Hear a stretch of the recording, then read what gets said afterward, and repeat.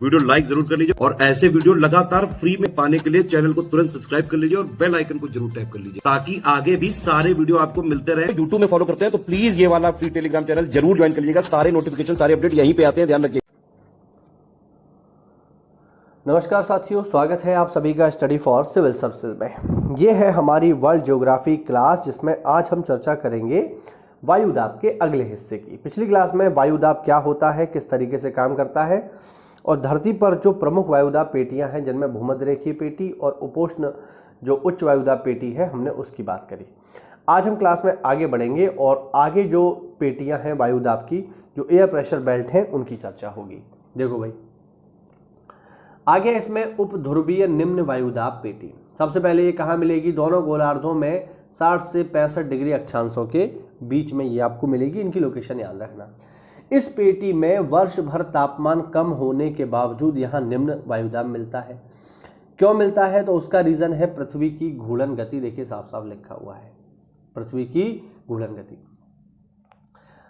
पृथ्वी के घूमने की वजह से यहाँ की वायु जो है पृथ्वी के साथ घूमकर ऊपर चली जाती है और जब हवा ऊपर चलेगी तो हवा है नहीं, और जब हवा है नहीं तो फिर हवा का दबाव भी नहीं होगा, इसीलिए वायुदाब क्षेत्र कैसा हो जाएगा? निम्न हो जाएगा। इन अक्षांशों में वायु फैलकर स्थानांतरित हो जाती है जिस कारण से गतिजन्य निम्न वायुदाब का आविर्भाव होता है। यानी इस एरिया में आपको मिलेगा लो प्रेशर। ठीक है, और देखो फिर है ध्रुवीय उच्च वायुदाब पेटी। ध्रुवों पर तथा समीपी क्षेत्रों में अत्यधिक निम्न तापमान होने के कारण यहाँ वायुमंडल में ठंडी एवं भारी हवाएं धरातल पर उतरती हैं।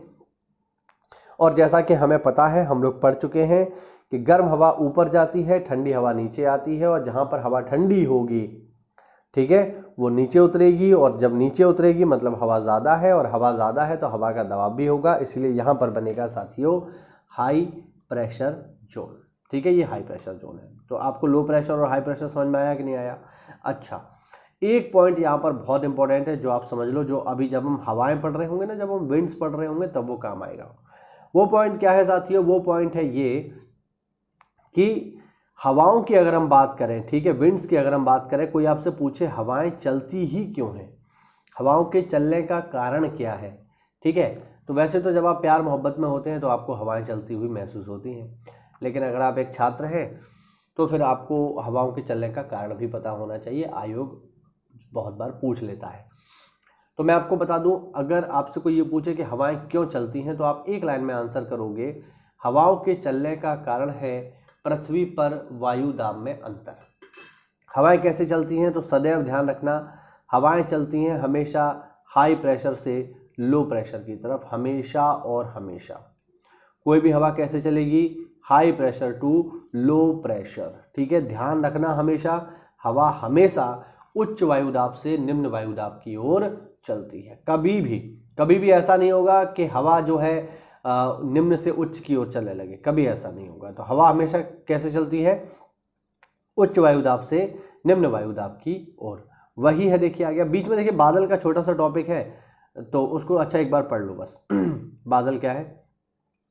बादल जल सीकरों तथा हिम सीकरों का ही एक बड़ा पैमाने का समूह होता है।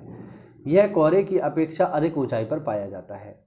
जब धरातल पर उठती गर्म तथा आर्द्र हवा की एडियाबेटिक ताप पतन दर के आसपास वायु के ताप पतन दर से कम हो तो वायु अस्थिर होकर निरंतर ऊपर उठकर ठंडी हो जाती है तथा उषांक के बाद संघनन प्रारंभ हो जाता है। जब संघनन हिमांक के ऊपर संपन्न होता है तो जल सीकरों अथवा हिम सीकरों का निर्माण होता है। इनका आकार धीरे धीरे बढ़ता जाता है तथा अधिक मात्रा होने पर इनका समूह बादलों की रचना करता है। ठीक है, पेपर में बादल के प्रकार पूछे जाते हैं, वो मैं आपको आगे बताऊंगा। अभी जो हम चर्चा कर रहे हैं वो है हवा। ठीक है, तो हवा में मैंने आपको क्या बताया? हवा के चलने का कारण है हमेशा प्रेशर में अंतर, और हवा कैसे चलती है? High pressure to low pressure. ध्यान रखना, मान लीजिए आप अपने छत पर खड़े हुए हैं, ये मान लीजिए आप हैं, ठीक है, और आप छत पर बढ़िया खड़े हुए हैं और आपको सामने से हवा आती हुई महसूस हो रही है। तो ये आप समझ लो कि अगर आप छत पर खड़े हुए हैं और आपको सामने से हवा आती हुई महसूस हो रही है तो जिस दिशा से हवा आ रही है वहां पर होगा हाई प्रेशर, और जिस दिशा में हवा जा रही है वो होगा लो प्रेशर। ध्यान रखना, हमेशा काम आएगा। और अभी तो देखिए, अभी जो महीना चल रहा है ये अप्रैल का है और अप्रैल के महीने में तो आपको आंधी, जैसे उत्तर भारत में खासकर आंधी है, लू है, ये सब आपको दिखाई देंगी। तो आप समझ पाएंगे कि इनके चलने का कारण क्या है। जरा थोड़ा सा बेसिक इसके बारे में पढ़ लेते हैं, फिर आगे बढ़ेंगे। देखो, विंड्स धरातल पर वायु दाब में क्षैतिज विषमता के कारण चलती है। मैंने आपको बताया क्यों चलती है। हवाएं सदैव उच्च वायुदाब क्षेत्र से निम्न वायुदाब क्षेत्र की ओर चलती हैं। वही सब है जो मैंने आपको समझाया है। यदि पृथ्वी स्थिर होती और उसका धरातल समतल होता तो पवन उच्च वायुदाब क्षेत्र से सीधे निम्न वायुदाब वाले क्षेत्र की ओर समदाब रेखाओं पर समकोण बनाती हुई चलती। परंतु वास्तविक स्थिति यह है कि पृथ्वी अपने अक्ष पर घूर्णन कर रही है और उसका धरातल समतल नहीं है, अतः हवाएं अन्य शक्तियों के कारण अपनी दिशा में परिवर्तन करते हुए चलती हैं। यानी ऐसा नहीं है कि मान लीजिए यहाँ पर है, देखिए मैं यहाँ बनाता हूँ, ये है हाई प्रेशर और एक लाइन नीचे हम बनाते हैं, ये लो प्रेशर। तो ऐसा नहीं है कि हवा सीधे सीधे चल जाएगी, नहीं, ऐसा कभी नहीं होगा। हवा हमेशा तिरछी चलेगी, हमेशा तिरछी, है ना। हवा कभी भी सीधी नहीं चलेगी। उसका क्या रीज़न है? तो उसका रीज़न है यहाँ पर ये दो जो पॉइंट आपको दिखाई दे रहे हैं। ये पहला क्या है? पहला है दाब प्रवणता बल। क्या है ये? दो भिन्न वायुदाब क्षेत्रों के मध्य हवाएं चलती हैं, अर्थात दो स्थानों के बीच दाब प्रवणता जितनी अधिक होगी वायु उतनी ही तीव्र चलेगी। यानी जितना प्रेशर में अंतर होगा, हाई प्रेशर और लो प्रेशर में जितना अंतर होगा ज़्यादा, उतनी तेज हवा चलती है। वायु की दाब प्रवणता से पवन को चलाने के लिए बल मिलता है, इसीलिए इसे दाब प्रवणता बल कहते हैं। ठीक है। दूसरा जो बल है साथियों, जो पेपर में पूछा जाता है, वो है कॉरियोलिस बल, कॉरियोलिस इफेक्ट। धरातल पर प्रवाहित हवाओं की दिशा वायुदाब तथा पृथ्वी की घूर्णन गति के द्वारा निर्धारित होती है। पृथ्वी की अक्षीय गति से उत्पन्न विक्षेपक बल के कारण हवाओं की दिशा में विक्षेपण हो जाता है, यानी हवाओं की दिशा बदल जाती है। क्यों? क्योंकि धरती अपनी धुरी पर घूम रही है। इस बल की खोज किसने की थी? कॉरियोलिस नामक वैज्ञानिक ने की थी, इसीलिए इसको क्या बोलते हैं? कॉरियोलिस बल। यानी जैसे मैंने आपको क्या बताया, देखो ये है हाई प्रेशर की लाइन और ये है लो प्रेशर की लाइन। तो ऐसा नहीं है कि सीधे सीधे यहाँ से जो है हवा इस तरीके से चल जाएगी, ऐसा कभी भी नहीं होगा, ऐसे नहीं जाएगी।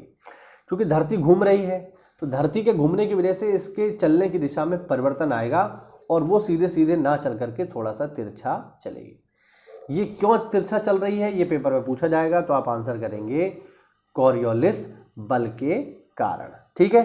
तो ये एक छोटा सा टॉपिक हुआ। अगला जो क्लास होगा उसमें मैं आपको समझाऊंगा फेरल का नियम क्या होता है और ये कैसे काम करता है। ठीक है। अभी की क्लास में हमने क्या समझा कि हवाएं क्यों चलती हैं, तो हमने देखा high pressure to low pressure की तरफ। ठीक है। दूसरा हमने क्या देखा कि हवाएं हाई प्रेशर से लो प्रेशर की तरफ बिल्कुल सीधी नहीं चलेंगी, तिरछी चलेंगी। और तिरछे चलने का कारण क्या है, तो आप आंसर करोगे कॉरियोलिस बल। ठीक है। उम्मीद करता हूं इस छोटी सी क्लास में आपको महत्वपूर्ण जानकारी मिली होगी। तो ऐसा है तो वीडियो को लाइक करिए, चैनल को सब्सक्राइब करिए। मिलते हैं अगली क्लास में, तब तक के लिए जय हिंद, जय भारत, वंदे मातरम।